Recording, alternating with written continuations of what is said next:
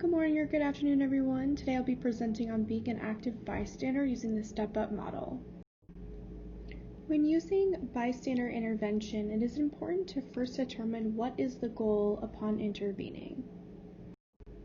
Next, it is important to consider the 5 decision-making steps. So first, you're noticing the event occur, and then after noticing the event, you're interpreting the event if it's an issue or if it's an emergency. If it's an emergency, this is when you would call 911.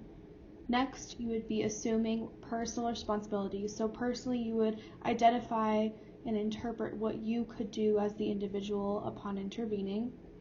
And next, it is important to have those skills to intervene. So make sure you are mindful of the skills you would be using when you are intervening. And finally, how you will implement the help. So implementation of the help will be super integral to the step-up process. So remember to do the last piece by implementing the above steps. After deciding with the 5 decision-making steps, first determine what you can do upon intervening as well. So in order to make the conversation safe, early, effective, and kind.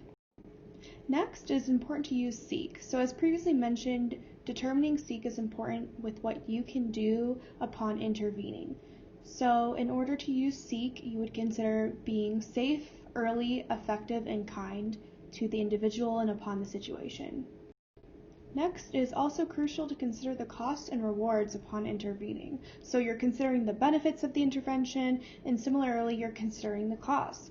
And finally, what would the costs be if you do not choose to intervene?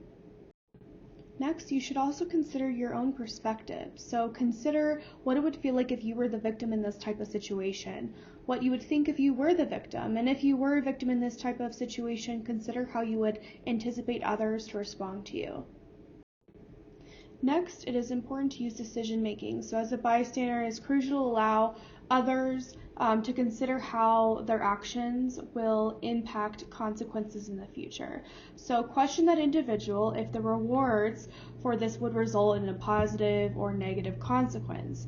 And it also is important to consider how it will impact their academic standing. So will it result in a suspension? Will it result in an expulsion? Or will it result in a scholarship being revoked? Please review case study 1 as an example of being an active bystander.